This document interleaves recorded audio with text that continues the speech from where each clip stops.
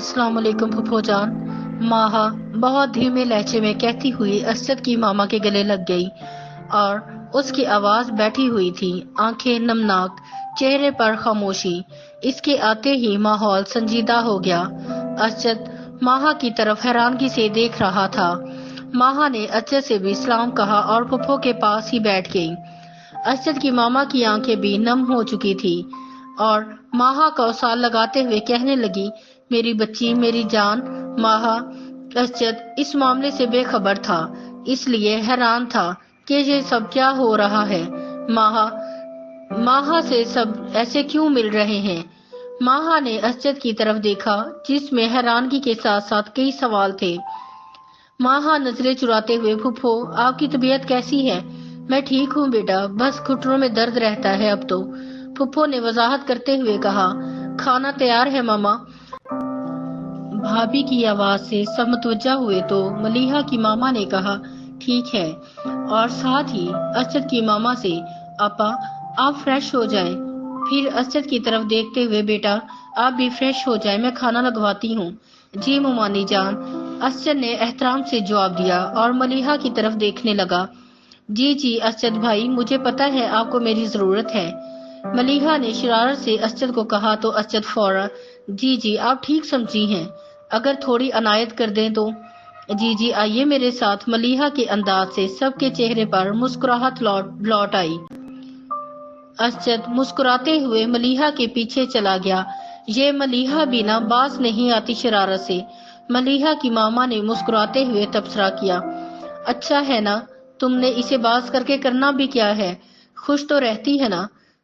फूफो ने मलीहा की तरफदारी करते हुए मुस्कुराकर कहा और फिर कहती, अच्छा मैं भी आती हूँ। माहा खामोशी से सबको देख रही थी। खाने की टेबल पर सब खाना खा रहे थे मगर माहा गुमसुम बैठी चम्मच हिला रही थी और असद मुसलसल उसे नोट कर रहा था। इसका ध्यान खाने में नहीं कहीं और ही था। माहा ने नजरें उठाकर सामने बैठे असद की तरफ देखा जो उसे देखकर परेशान हो रहा था।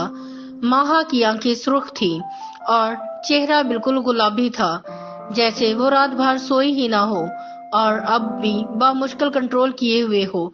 माहा ने असद से नजरें चुराते हुए, मलीहा मुझे पानी देना। असद भी प्लेट में चम्मच घुमाते हुए सोचने लगा, आखिर क्या बात है ऐसी जो ये सब हो रहा है माहा के साथ। कौन सा दुख समेटने की कोशिश कर रही है ये। मलीहा क्या कर रही हो। माहा की आवाज से असद माहा की तरफ देखने लगा, मैं खुद ही ले लूंगी। माहा मलीहा को कह रही थी जिसने माहा की प्लेट में कबाब रख दिया था बिन मांगे ही।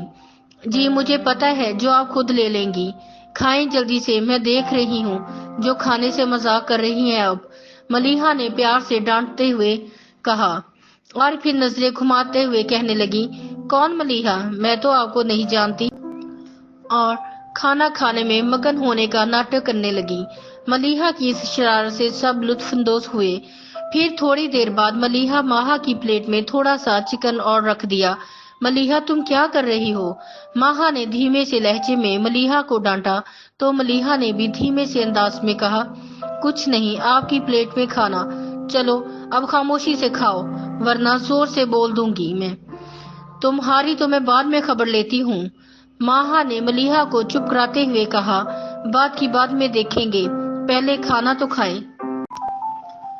मलीहा टालने वाले अंदाज में बात कर रही थी। असद की खाना खाते हुए पूरी तवज्जो माहा की तरफ ही थी और वो मलीहा की केयर करने वाले अंदाज को एंजॉय कर रहा था, मगर साथ ये सोच रहा था कि जो मैं नहीं कर पा रहा वो मलीहा कर रही है। चलो शुक्र है कि मेरे अलावा भी कोई माहा का इतना ख्याल रखता है।